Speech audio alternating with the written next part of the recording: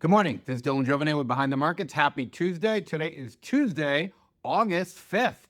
Here we are, making it through the week. So how much gold or Bitcoin should you own? That's a question. It's a great question, actually. They asked, and I get asked that question a lot, and I'll talk about that in a moment. They asked a billionaire hedge fund manager, Ray Dalio, who co-founded Bridgewater, the same question. He sat down with a reporter, and I thought the answer was worth sharing. It's actually, he sat down with a podcaster, master investor podcaster over the weekend. He said, look, basically what his ideal situation is, he says, quote, if you were neutral on everything and optimizing your portfolio for the best return to risk ratio, you would have about 15% of your money in gold or Bitcoin. Dalio added that he strongly prefers gold over Bitcoin.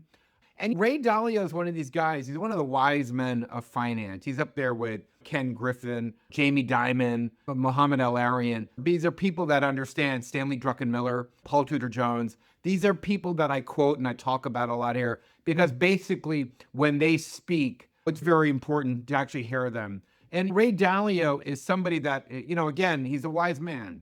And he talks about, he's been touting a book recently about basically what's happening, basically saying the same things we were saying last year in Midnight in America, that America is going to have a debt crisis, that we have too much debt. The funny thing is, and he's saying basically here that bonds, you don't want to hold bonds. You look at Japan, people think there's going to be some massive crisis like 2008, 2009, where it's a big crash immediately and the world comes through it. It doesn't have to be like that. You look at Japan, and Japan saw a 50% devaluation in bonds over the past and their last decades since their real estate bubble popped. So a lot of people think the world didn't come to an end. Yeah, but bondholders got crushed. So it's not like it happens overnight. It's not like the world ends. And that's why I've urged folks who watch this and listen to me not to buy any long-term bonds, not with the amount of money that the United States is borrowing. We're borrowing $2 trillion a year or $3 trillion a year, depending on the figures you want to look. But look, President Trump, his first term, he added $7.4 trillion in debt. President Biden added $7.2 trillion in debt. And it looks like President Trump in this term is going to add maybe $8 trillion in debt. So basically what's happening is they are destroying the value of our currency. So the dollar, the one thing that I know is going down over time when you print money like this is the value of the US dollar. There's just no question about it. So that's not a Republican issue or a Democrat issue. That's a Washington can't stop spending more than it takes issue. So what Ray Dalio was saying is that in a world like this, where we have to prepare for the very real possibility, likely possibility at some point within the next 3, 5, 2 years, whatever it is, where you see a real crackdown in bonds, a spike in interest rates, and that can happen any day. But he's saying in a few years is what his target window is. You don't want to be in long-term bonds. You want to be in short-term bonds as these interest rates spike, and you want to have about 15% of your money in gold or Bitcoin. So this is one of the savviest people in the world saying this. Now, Ray Dalio puts money in gold or Bitcoin.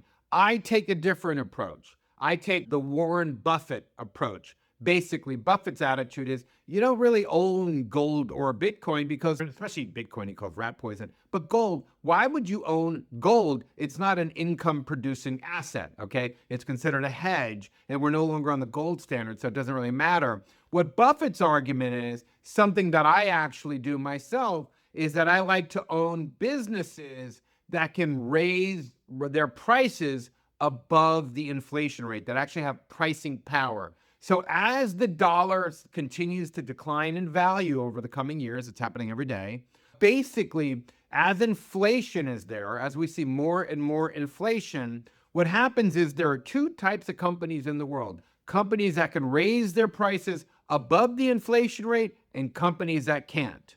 So if we see 4% inflation, a lot of companies can't, they don't have pricing power. They can't raise their prices above the inflation rate. So what happens is those companies, their profits get killed. Their profits go like this.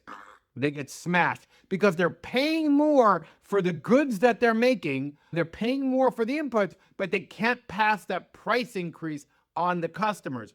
Contrast that with companies that have pricing power. Hershey chocolate. Let's say cocoa beans cost 4% more because there's inflation going on. But Hershey's, instead of charging $1, if they charge $1 for their bar, but they pay 4% more for their goods, they have to charge $1.04 just to make the same profit they did before to break even. Hershey's can actually charge $1.05. So basically, not only can Hershey's pass the price increase on to customers, they can actually add to it. So instead of passing on that 4% price increase to customers, they can actually say, people love our chocolate bar so much, we can actually pass a 5% price increase on to customers. So you want to own assets, businesses that actually can pass, that have pricing power, that can pass the price increases on to customers.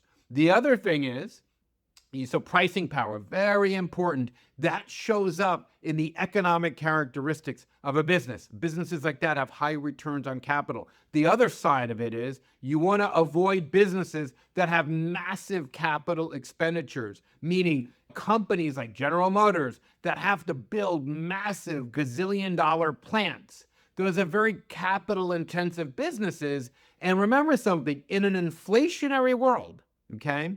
In an inflationary world, if a plant costs you $1 billion today, it might cost $2 billion in 10 years with enough inflation. Now, the worst business to own is a business that has high capital spending and no pricing power. So they get killed on the left and killed on the right, squeezed right in the middle. So how much gold or Bitcoin should you own?